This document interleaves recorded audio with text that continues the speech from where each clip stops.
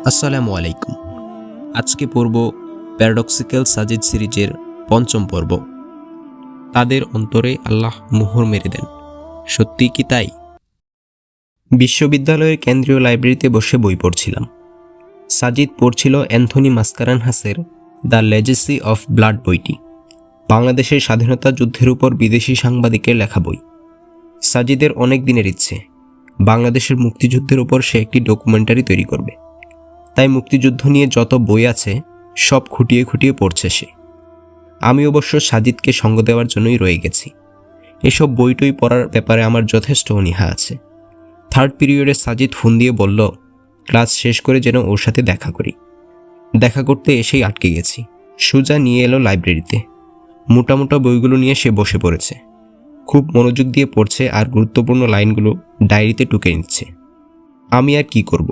সাজিদকে মুখের উপর তুই বসে থাক বলে চলে আসাও যাবে না, তাহলেই হয়েছে। আমি ঘুরে ঘুরে সেলফে সাজিয়ে রাখা বইগুলো দেখছি। হুমায়ুন আহমেদের একটি বই হাতে নিলাম। বইটির নাম দিঘির জলে কার ছায়া গো। হুমায়ুন আহমেদ নামের এই ভদ্রলোক বাংলাদেশে বেশ জনপ্রিয় লেখক। যদিও উনার তেমন বই আমি পড়িনি, কিন্তু সাজিদের মুখে উনার বেশ প্রশংসা শুনি। উনার বেশ কিছু কালজয়ী চরিত্র আছে। একবার নাকি উনার নাটকের একটি পট পাল্টানোর জন্য মানুষ মিছিল নিয়েও বেরিয়েছিল। বাব্বা, কি সাংঘাতিক! দিঘির জলে কার ছায়া গো নামের বইটি উল্টাতে লাগলাম। উল্টাতে উল্টাতে একটি জায়গায় আমার চোখ আটকে গেল। বিবর্তনবাদের জনক চার্লস ডারউইনের ব্যাপারে কিছু একটা লেখা। পড়তে শুরু করলাম। আহসানকে পেয়ে শওকত সাহেব আনন্দিত। তিনি নতুন একটা বই পড়ছেন। বইয়ে বিবর্তনবাদের জনক ডারউইন সাহেবকে ধরাশয়ী করা হয়েছে। তার পূর্বপুরুষ বানর, এটা তিনি মেনে নিতেই পারছেন না। এখন সমস্যার সমাধান হয়েছে।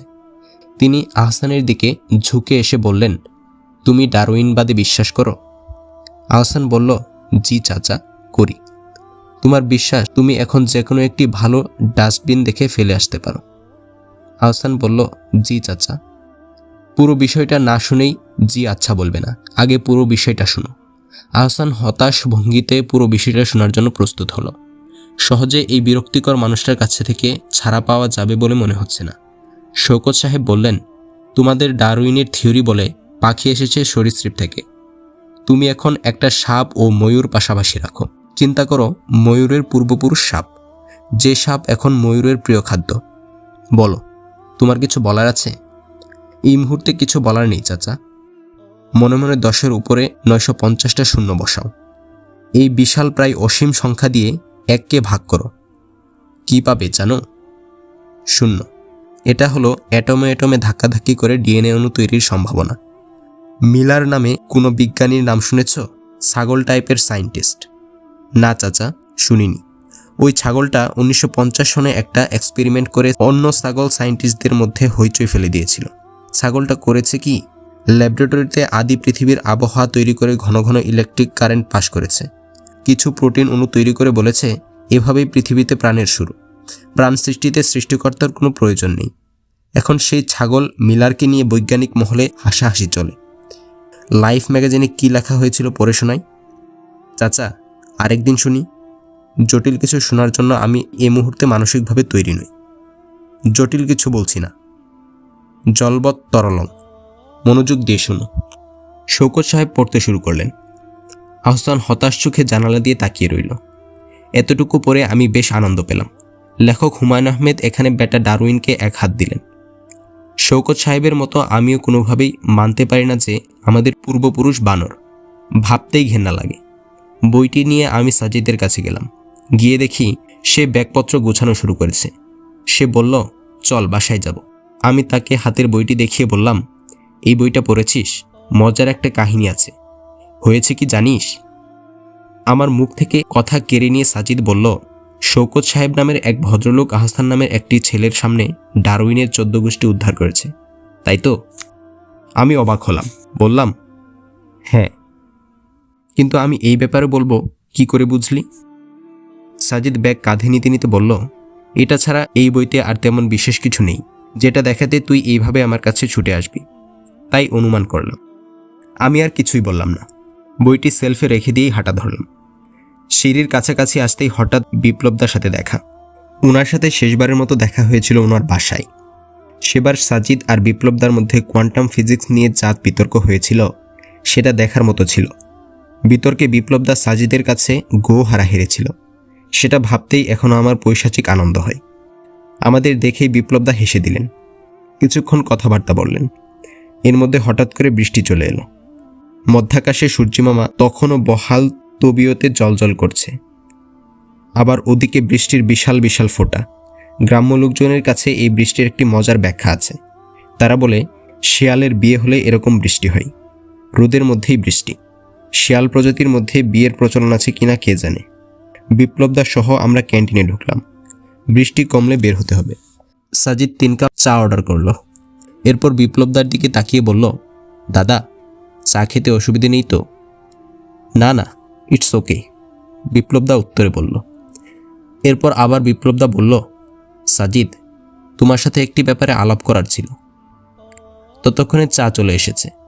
বৃষ্টির মধ্যে গরম গরম ধোয়া ওঠা চায়ের কাপে চুমুক দেওয়ার ফ্লেভারটাই অন্যরকম। সাজিদ কাপে চুমুক দিতে দিতে বলল, হ্যাঁ দাদা, বলুন, কোন টপিক?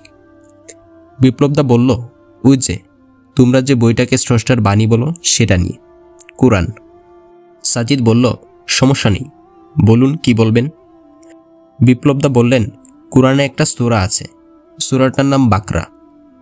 সাজিদ বলল, সূরাটির নাম বাকরা নয়, বাকারা। বাকারা অর্থ গাভী, ইংরেজিতে ডাক্কাও। ওই আর কি। ওই সূরার 6 থেকে 7 নম্বর লাইনগুলো তুমি কি পড়েছ?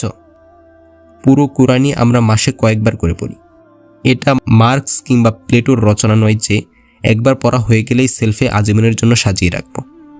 বিপ্লবদা বললেন, এই লাইনগুলোতে বলা হচ্ছে, verily those who disbelieve it is the same to them whatever you warn them or do not warn them, they will not believe. Allah has set a seal on their hearts and on their hearings and on their eyes. There is a covering. Theirs will be a great torment. এরপর বিপ্লবদা সেটার বাংলা অর্থ করে বললেন, নিশ্চয় যারা স্বীকার করে তাদের আপনি সাবধান করুন আর না করুন, তারা স্বীকার করবে না। আল্লাহ তাআলা তাদের হৃদয়ে এবং তাদের কর্ণকুহরে মোহর মেরে দিয়েছেন, তাদের দৃষ্টির উপর আবরণ টেনে দিয়েছেন, তাদের জন্য আছে ভয়াবহ শাস্তি। এইটুকু বলে বিপ্লবদা থামলেন।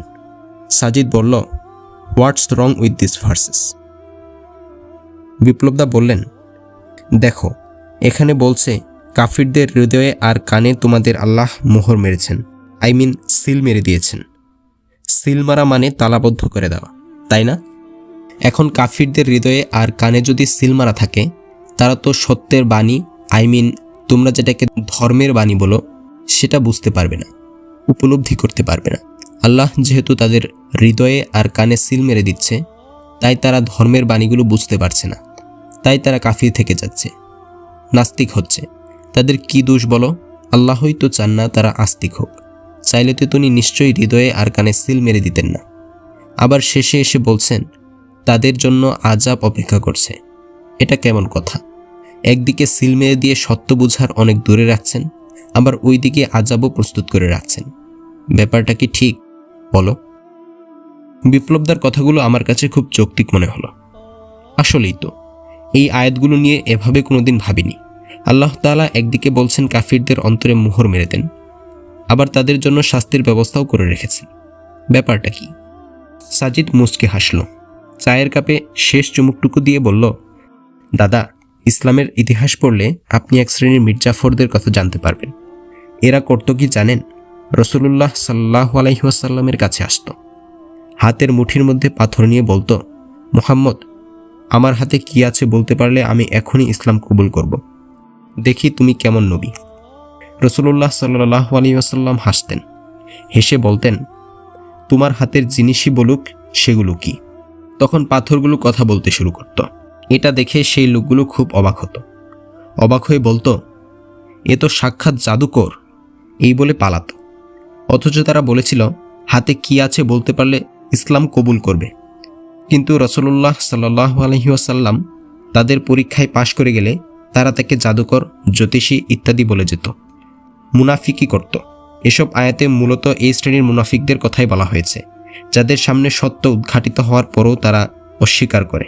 বিপ্লবদা বললেন, কিন্তু অন্তরে মোহর মেরে দিয়ে তাদের সত্য জানা থেকে বঞ্চিত করে আবার তাদের শাস্তি দেওয়াটা কি ঠিক? মোহর আল্লাহ তাআলা ইচ্ছে করে মেরে দেন না, এটি সিস্টেমেটিক্যালি হয়ে যায়। বিপ্লবদা হাসা শুরু করলেন, বললেন, ভেরি ইন্টারেস্টিং। সিস্টেমেটিক্যালি সিল পড়ে যায়? হা হা হা হা। সাজিদের এই কথাটা আমার কাছেও শিশুসুলভ মনে হলো। সিস্টেমেটিক্যালি সিল পড়ে যায়? আল্লাহ তাআলা মারেন না? এটা কেমন কথা? আয়াতে তো স্পষ্টই আছে, আল্লাহ তাআলা তাদের হৃদয়ে মোহর মেরে দেন। সাজিদ বলল, দাদা, ধরুন আমি বললাম যারা খাবে না বলে সিদ্ধান্ত নিয়েই ফেলেছে, আপনি তাদের খেতে বলুন আর না বলুন, তারা কোনোভাবেই খাবে না। আল্লাহ তাআলা তাদের দেহ শুকিয়ে দেন, তাদের শরীরের রোগ প্রতিরোধ ক্ষমতা কমিয়ে দেন, তাদের জন্য রয়েছে কঠিন অসুখ। খেয়াল করুন, এখানে তারা অসুস্থ হচ্ছে, তাদের শরীরের রোগ প্রতিরোধ ক্ষমতা কমে যাচ্ছে, তারা কঠিন অসুখে পড়তে যাচ্ছে। কেন এসব হচ্ছে? আল্লাহ তাআলা কি ইচ্ছা করেই তাদের সাথে এগুলো করছেন? না, এগুলো তাদের কর্মফল। তাদের যতই জোর করা হোক, তারা যখন কোনোভাবেই খাবে না বলে সিদ্ধান্ত নিয়েই ফেলেছে, তখন সিস্টেমেটিক্যালি না খাওয়ার ফলে তাদের শরীর শুকিয়ে যাবে, শরীরের রোগ প্রতিরোধ ক্ষমতা কমে যাবে, তারা কঠিন রোগে পড়বে। এসব কিছুর জন্য তারাই দায়ী, কিন্তু সিস্টেমটা আল্লাহ তাআলাই চালাচ্ছেন। আল্লাহ তাআলা একটি সিস্টেম রেডি করে দিচ্ছেন। আপনি না খেলে আপনার শরীর আল্লাহ তাআলা শুকিয়ে দেবেন, আপনার শরীরের রোগ প্রতিরোধ ক্ষমতা কমিয়ে দেবেন, দিন শেষে আপনার একটি কঠিন রোগ হবে। এটা একটা সিস্টেম। এই সিস্টেমে আপনি তখনই পড়বেন যখন আপনি নিজে থেকে খাবেন না বলে সিদ্ধান্ত নিয়ে ফেলবেন। ঠিক সেভাবেই যারা সিদ্ধান্ত নিয়ে ফেলেছে যে তাদের সামনে যত প্রমাণ, যত দলিলই আসুক, তারা সত্যকে মেনে নেবে না, অস্বীকার করবেই করবে, তাদের অন্তরে আর কানে সিস্টেমেটিক্যালি একটি সিল পড়ে যাচ্ছে।